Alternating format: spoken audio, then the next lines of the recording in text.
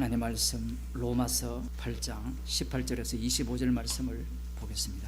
제가 읽어드리겠습니다. 생각건대 현재의 고난은 장차 우리에게 나타날 영광과 좋게 비교할 수 없도다. 피조물에 고대하는 바는 하나님의 아들들의 나타나는 것. 피조물이 허무한 데 굴복하는 것은 자기 뜻이 아니요 오직 굴복해 하시는 이로 말미암음이라. 그 바라는 것은 피조물도 썩어짐의 종로로 단 데서 해방되어 하나님의 자녀들의 영광의 자유에 이르는 것이니라. 피조물이 다 이제까지 함께 탄식하며 함께 고통하는 것을 우리가 아나니 이뿐 아니라 또한 우리 곧 성령의 처음 익은 열매를 받은 우리까지도 속으로 탄식하여 양자될 것 곧 우리 몸의 구속을 기다리느니라. 우리가 소망으로 구원을 얻었음에 보이는 소망이 아니니 보는 것을 누가 바라리요. 만일 우리가 보지 못하는 것을 바라면 참음으로 기다릴지니라.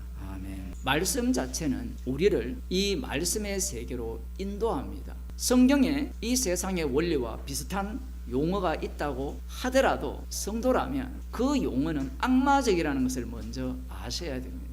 그걸 사람들이 인정하지 않는 사람도 있는데 세상 권세와 영광은 하나님께서 마귀에게 다 주셨어요. 마귀가 이 세상을 장악하고 있기 때문에 그들이 만든 언어예요. 더 흥미로운 점은 이 구약의 약속이죠. 계시를 하나님의 언약 백성에게 주셨을 때 그들은 그 계시를 악마의 언어로 만들어 버렸다라는 겁니다. 악마의 언어는 무엇이냐? 율법대로 살자라는 거예요.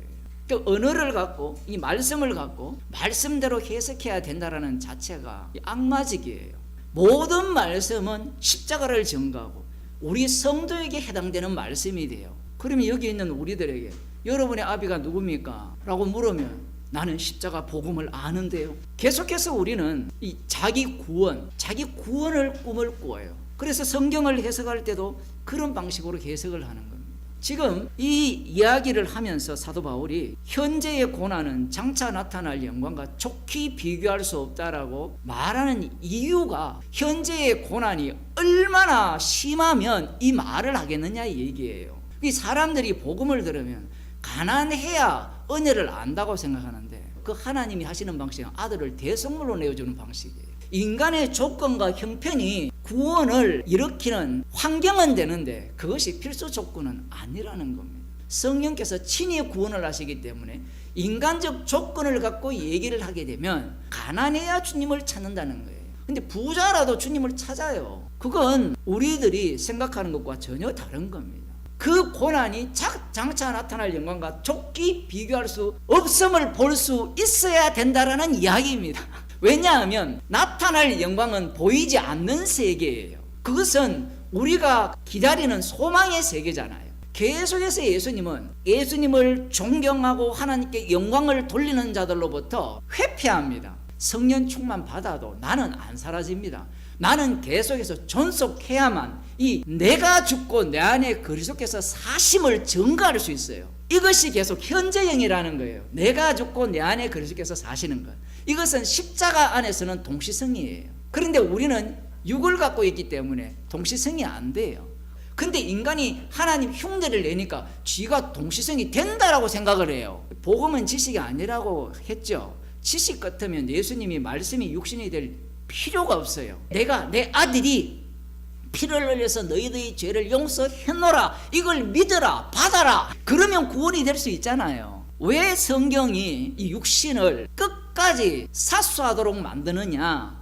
분명히 십자가와 함께 우리는 죽었고 우리는 그분과 함께 살아났는데 왜 성경은 또다시 우리를 죽이느냐? 우리를 구원하신 것은 우리를 위함이 아니기 때문에 그래요. 사도 바울이 자족하기를 배웠다라고 이야기를 하니까 사람들은 뭐라고 또 흉내내는가 하면 나 자족해. 말귀를 못 알아들어요. 그리고 왜 자족하냐 하면요, 부할 때도 죄인 중에 갯수로 드러나고요, 가난할 때도 죄인 중에 갯수로 드러나기 때문에 자족하다는 거지. 이 주님의 피 흘리심을 종교로 만들었어요. 종교. 자기 신이 되려고 해요. 이 자족이라는 말을 사람들이 오해를 하잖아요.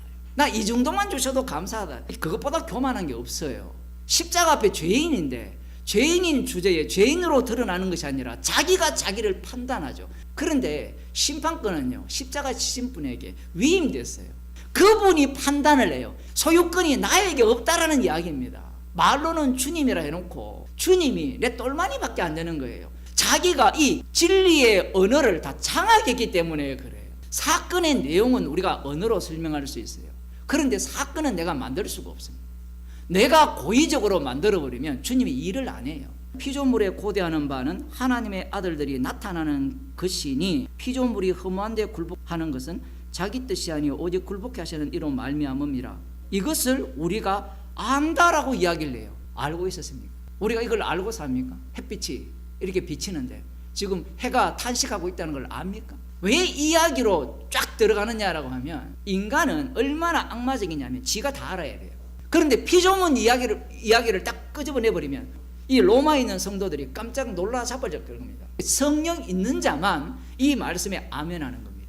나는 원래부터 알았다가 아니라 나는 몰랐는데 성령에 의해서 원래부터 안자로 드러나는 거예요. 그런데 사람들은 어떻게 해석하느냐 하면 성령 받았기 때문에 나 원래부터 알고 있었어. 알기는 뭘 알아요. 피조물이 하나님의 아들들이 나타나는 것을 고대하는 것도 잘 모르잖아요. 만물을 누구 중심으로 봐요? 자기 중심으로 보는 거예요. 요즘은 이런 걸 지적하는 인간들도 나왔죠. 왜 네 중심으로 보느냐? 풀 중심으로도 봐야 된다. 그것도 엉터리예요. 십자가 중심으로 봐야 되죠. 창세기 3장에 보면 또 여자에게 이르시되 내가 네게 잉태하는 고통을 크게 더하리니 네가 수고하고 자식을 낳을 것이며 너는 남편을 사모하고 남편은 너를 다스릴 것이니라. 그 해산의 고통을 더한다는 거예요. 하나님의 아들들이 나타나기를 소원한 적이 있냐요? 있습니까? 우리 해본 적이 없잖아요. 근데 피조물들은 그렇다는 거예요. 충격적이지 않습니까? 이 모든 내용들이 십자가 사건에 다 함몰이 돼요. 그러면 성도라면 하나님의 아들들이 나타나기를 소원하는 자로 살아가야 된다는 거예요. 그런데 과연 그러했느냐라는 거예요. 땅은 아담으로 인하여서 저주를 받았기 때문에 허무한 데 굴복하는 거예요.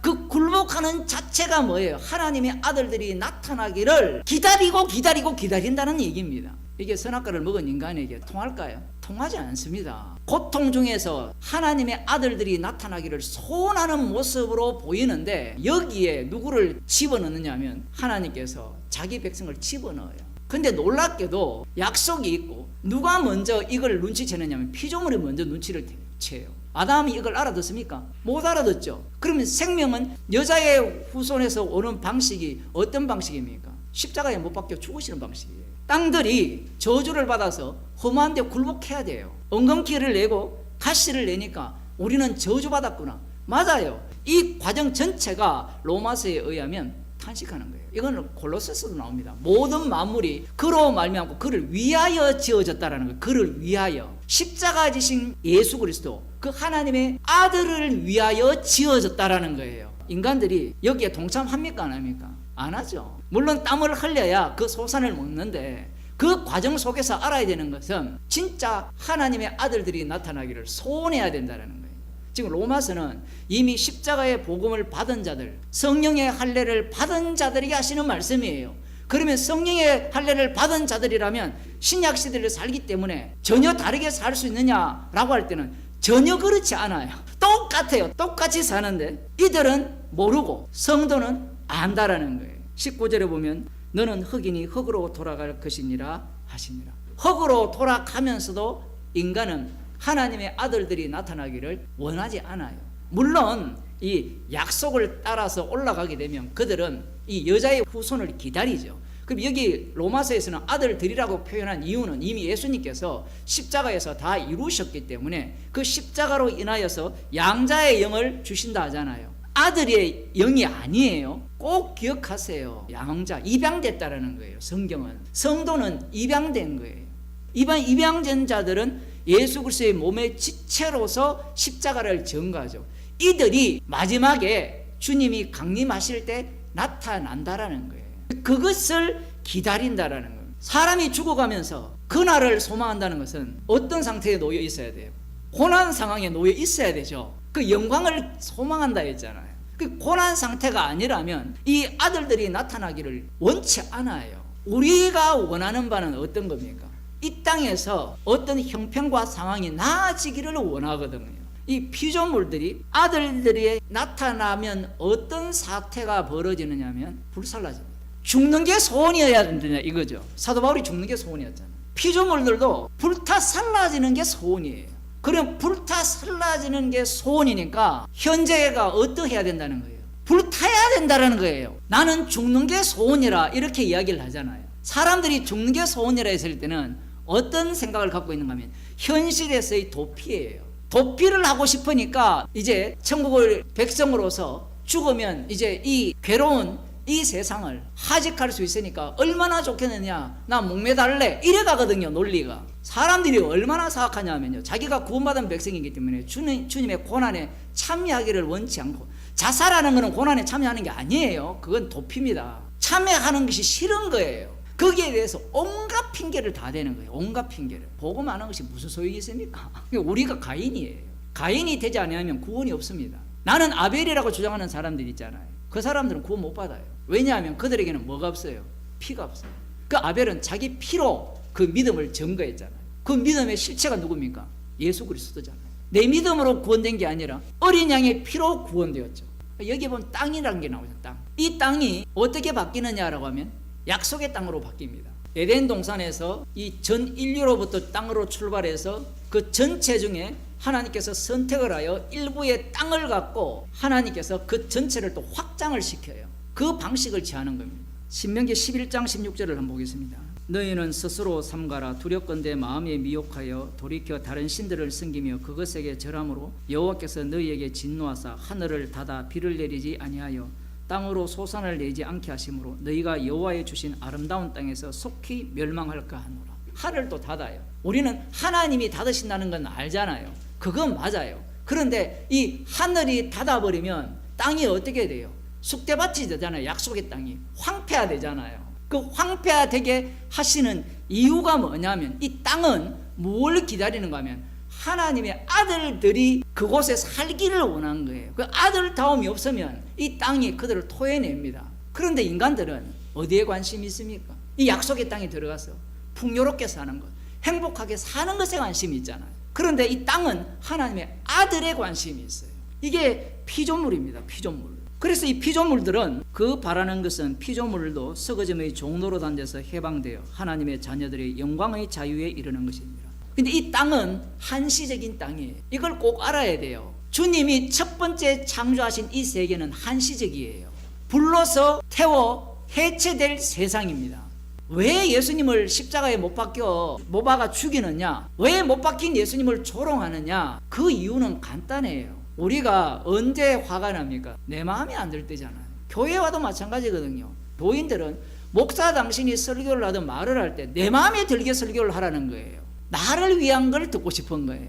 사람들이 이런 설교를 왜 이렇게 어려워하느냐 하면 배운 것이 수학 공식이기 때문에 그래요. 이 세상에서 배우는 것은 정답이잖아요. 정답 딱딱 끄집어내야 됩니다. 인간은 정답을 원해요. 우리는 그 교육을 받아왔어요. 지금 썩어짐의 종로로 나돼서 해방되기를 원한다 그러니까 사람들이 이 본문을 어떻게 해석하는가 하면 자기 쪽에서 해석을 해요. 썩어짐의 종로로에서 벗어나는 것은 어떻게 해석이 되느냐 하면 주님에서 불살라지고 새롭게 창조해야 돼요. 나는 죽고 우리는 새로운 피조물로 만들어진 거예요. 이게 지금 문제는 안 믿는다는 거예요. 그게 안 보이니까. 여러분이 우리 스스로를 볼 때 새로운 피조물로 보입니까? 그리스도 안에 있으면 새로운 피조물로 보이죠. 왜? 새로운 피조물의 특징은 피를 자랑하거든요. 근데 우리는 이 육신 속에서 육이라는 요소가 있기 때문에 말씀 우선이 아니라 내가 우선이죠. 나의 이 시력, 나의 기억력, 나의 청력 이런 것들이 우선이 되니까 새로운 피조물로 안 보이는 겁니다. 썩어짐의 종로로 하는 해방되어 하나님의 자녀들의 영광의 자유에 이르는 것이다. 그 영광의 자유가 뭐예요? 나 불태워버려라 이거예요. 이 자유라는 것은 진리가 너희를 자유케 한다라고 예수님께서 말씀을 하셨거든요. 그 진리가 진리 대신 예수님께서 자신의 피로 죄에서 자유케 하는 거예요.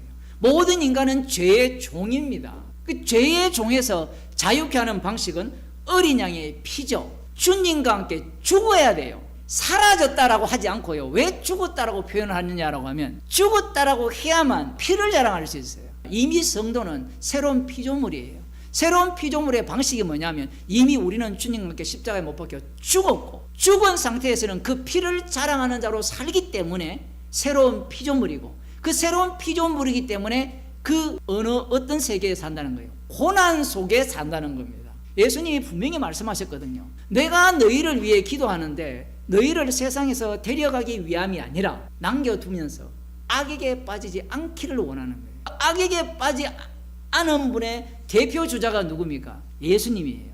예수님이 만일에 악에 빠졌다면 십자가에서 짠 내려오고 자기도 구원하고 옆에 있는 강도도 구원하고 거기에 있는 로마 군병조차도 마음을 180도로 바꾸어서 주님께 굴복시키고 그러한 악을 행치 않은 거예요. 악에 빠진다라는 것은 이 세상 풍속을 쫓는다라는 거예요. 우리가 사는 게 이 세상 풍속이에요. 평소 사는 게 누구 이름으로 삽니까? 나의 이름으로 살잖아요. 사람들이 언제 가장 화가 납니까? 나를 건드릴 때, 내 이름을 멸시하고 조롱할 때 가장 화가 나거든요. 그런데 성도는 너희는 세상에 속하지 않았다라고 말씀을 하시잖아요. 근데 이 말씀이 왜 이렇게 어려우냐면 세상에 속해 살면서 세상에 속하지 않은 거예요. 우리 자신이 날마다 죽는다는 것은 삭제라고 성경이 표현하지 않고 부인이라 이야기합니다. 있는데 아니오라고 하는 거예요. 왜 있는데 아니오가 나와야 되는가 하면 있고 아니오 요 사이에 피가 들어가기 때문에 그래요. 그 사건을 유발시키기 위해서 주님을 우리를 그 세계로 몰아가는 거예요. 여기에서 피조물들이 썩어짐의 종로로 나서 해방되어 하나님의 자녀들이 영광의 자유에 이르는 것이라 이렇게 이야기를 하니까 사람들은 이제 피조물들은 더 이상 썩어짐의 종로로 되지 않는 세계를 꿈꾸는구나. 그게 틀린 게 아니라 그것을 그대로 접어버리면 종이가 있죠. 이 천국에 대한 이야기를 내용을 이렇게 접어버리면 이쪽 면에는 뭐가 있는가 하면 고난이 있는 거예요. 십자가 고난이. 그게 이 땅에서의 삶이에요. 그 고난이 없는 자는 영광을 믿는다고 아무리 이야기해도 그건 가짜예요. 왜? 자기가 꿈꾸는 영광이기 때문에 그렇습니다. 지금 이 피조물들도 마찬가지죠. 자유에 이르는 방식은 불살라지고 첫째 것은 다 폐해지고 새롭게 창조되는 거예요. 나는 죽었고 내 안에 그리스도께서 사신다. 이렇게 하면 우리는 이 산다라는 자체를 지속으로 보잖아요. 나는 죽었고 그 죽었다는 내용이 계속 나와야 돼요. 목사님 그 죽은 게 뭡니까? 또 이렇게 질문하고 싶잖아요. 방금 말씀드렸던 자기 부인의 현장이 일어나는 그 모습 자체가 죽은 거예요. 죽었다고 하니까 나 죽었어 또 이런 사람도 있거든요. 인간이라는 것은 만만치 않습니다. 이스라엘이 왜 예수님을 살해했는지 아시죠? 이 하나님의 언약과 약속을 이해를 할 때 그 약속과 언약, 천지 창조 모든 피조물은 이스라엘을 위해서 만들어졌다는 게 그들의 믿음이에요. 사람들은 자기 구원을 포기하지 않습니다. 여러분 로마서 강해 설교를 좀 들어보세요. 다른 교회 설교를 뭐라고 이야기를 하는지. 나의 구원, 나의 영광 중심으로 이야기해요. 십자가를 이야기한다면 거기에 모인 무리들에게 마귀의 종입니다라고 얘기를 해야 돼요. 당신이 지금 가난한 자를 돕고 서로 봉사하고 기도드리고 한 모든 것들이 주님께 영광이 안 된다라고 이야기를 할 수 있어야 돼요. 11조 한 게 주님께 영광 안 돼요. 헌금한 게. 그러면 듣는 사람들이 뿔 따고가 나거든요. 그럼 내 헌금하는지 보자 이거예요. 그걸 인정해 줘야 돼요. 복음을 전하는 자의 기준은 십자가예요. 십자가 앞에서는 의인은 없나니 하나도 없어요. 말로는 의인이 없다 해고 십자가 믿는다 해놓고 막상 십자가로 들이밀으면 사람들이 분내고 화를 내는 거예요. 내가 지금까지 봉사한 게 헛것입니까? 네, 헛것입니다. 주님께 영광이 안 됩니까? 네, 그리스도로 말미암아 영광이 돼요. 아니 그거 말고 내가 봉사한 게 영광이 안 됩니까? 안 돼요. 그러면 주님은 어떻게 영광 받는가 하면 그런 사람을 쳐내면서 영광을 받아요. 심판주의 그 주대심을 명확하게 드러내는 거예요. 그런 설교를 목사가 하겠습니까? 교인들이 듣고 있으면 세상 사람들이 보면 정신병자를 하지 않겠어요? 인간은 하나님이 아니에요. 하나님이 아닌데 하나님이 흉내를 낼 뿐이에요. 인간은 그게 안 됩니다. 22절 피조물이 다 이제까지 함께 탄식하며 함께 고통하는 것을 우리가 안 하네. 성령 받지 못한 사람들은 도무지 이해가 안 돼요. 또한 우리 곧 성령의 처음 익은 열매를 받은 우리까지도 속으로 탄식하여 양자 될 것 우리 몸의 구속을 기다리느니라. 참 이 말씀도 진짜 너무 어려운 거예요. 성령의 처음 익은 열매를 뭐라고 사람들이 이야기하는 거면 성령이라고 이야기하거든요. 말은 맞는데 성령의 처음 익은 열매는 예수 그리스도입니다. 부활의 첫 열매가 되시고요. 성령은 오직 그리스도만을 증거해요. 예수 그리스도의 주되심만을 증거하는 분이 성령입니다. 그러면 성령의 처음 익은 열매를 우리 받았죠. 받은 자들이 그 다음 나오는 걸 보세요. 양자 될 것 속으로 탄식한다. 속으로. 왜 갑자기 속으로 탄식한다 할까요? 겉으로 탄식할 수 있잖아요. 속과 그게 차이가 뭐예요? 이 속은요, 왜 이 이야기를 하는가 하면 성령을 받은 자가 자기가 인식하는 것이 아니라 성령을 받았기 때문에 탄식하면서 양자 될 것, 몸의 구속을 기다리는 내용이 내재되어 있다라고 보면 돼요. 이게 가끔 단식이 아니고요, 지속이에요. 지속. 성령의 단식이에요. 성령의 단식. 성령을 받았으니까 우리 속에 이러한 탄식이 작동하고 있다라는 겁니다. 이미 십자가의 피로 구원 받았잖아요. 근데 왜 여기에 보면 구속을 기다린다고 이야기합니까? 예수님께서 십자가에서 다 승리하셨잖아요. 그런데 그 십자가의 승리가 요엘서 예언에 의하면 해가 변하고 하늘이 깜깜해지고 달이 피같이 변하는 그 변화 속을 보여주셨거든요. 예수님이 보여주시면서 십자가 안에 이 모든 피조물들이 상킴을 당하게 됩니다. 십자가 안에 이 모든 피조물들이 상킴을 당하기 때문에 이 피조물들은 이 십자가 중심으로 이제 작동하게 되는 거예요. 성도도 마찬가지죠. 성도도 십자가로 다 이루어졌다면 왜 자기들이 아들들이 나타나기를 기다립니까? 이미 끝난 걸 아는데. 조금 이따 뒤에 나오거든요. 아신 자를 부르시고 부르신 자를 어렵다 하시고 어렵다 하신 자를 영어롭게 하셨느라, 여기까지 등장을 하거든요. 뒤에 상호 못손되는 시제들이 계속해서 등장하는 이유가 성령 받았다라고 주장하는 우리 나름대로, 자기의 나름대로 신학이나 신앙을 구축하고 있기 때문에 그래요. 그건 뭐냐면 구원론이에요. 나는 복음을 믿음으로 말미암아 구원을 얻었다, 이런 주장을 하는 자들이죠. 그런 주장을 하는 자들에게 그 고난, 십자가 한번 보여줘 보세요. 우리는요, 안정을 원하거든요. 안정을 원하기 때문에 그걸 믿으면 내가 구원 받았다라고 자기가 믿어버려요. 믿음이라는 자체는 나는 안 믿고 피 흘리신 분을 믿는다는 의미인데 자기가 이걸 믿어버려요. 땅끝까지 이르러 내 정인이 되리라 라는 이 말씀도 마찬가지예요. 그 정인의 모습은 철저하게 복음 때문에 핍박받는, 왕따당하는, 괴롭힘 당하는 모습이에요. 그게 이제 요한계시록에 보면 성도들이 죽임당하는 자리가 애굽이라고도 하고 예수님이 못 박히신 곳이라고 하잖아요. 그러한 말씀 때문에 정인이 되라는 거지, 전도하기 위해서 그런 게 아니에요. 물론 자기 백성 십자가의 피로 구속한 자들을 다 구원하기 위함도 맞아요.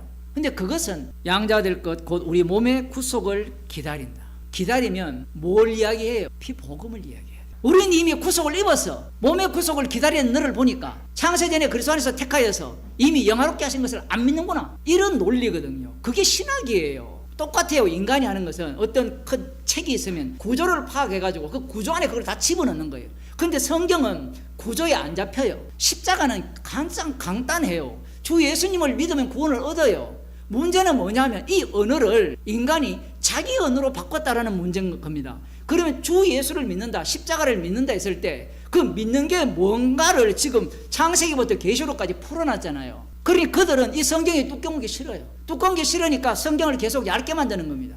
얇게 만드는 방식이 뭔가 하면 정답을 챙기는 거예요. 정답을. 그 정답이 틀린 게 아니죠. 답은 맞다니까요. 마귀는 맞는 말을 갖고 와요. 그런데 십자가는 정답을 이야기하는 것이 아니라 그 정답을 만들어내는 십자가의 영이에요. 인간 구원을 위한 십자가가 아니라는 겁니다. 우리를 이미 그의 하나님의 의로움을 드러내시기 위해서 우리를 의롭게 하셨잖아요. 의롭게 하셨다라는 증거로서 우리를 구속을 기다리는 자로, 양자 될 것을 기다리는 자로 이 땅에 살아가게 하는 겁니다. 두 가지가 동시에 일어나는 현장이에요. 하나는 십자가의 피를 증거하는 현장이 되고, 다른 하나는 그 피를 증거하기 때문에 고난받는 현장이 돼요. 기도하겠습니다. 하나님 아버지, 이미 저희들에게 성령을 주셨기에 주께서는 십자가를 증거하는 자로 날마다 만드시는 과정 속에 두셔서 양자 될 것, 몸의 구속을 기다리는 자로, 소망을 두고 살아가는 자로 주께서 만들어주심을 감사드립니다. 주님이 이 세상에서 제거당하셨기에 그리스도의 영을 받은 우리들도 마땅히 이 세상으로부터 미움받고 조롱당하는 그러한 복음의 증인으로 주께서 만들어주셨음을 감사하는 주의 백성이 되게 하여 주옵소서.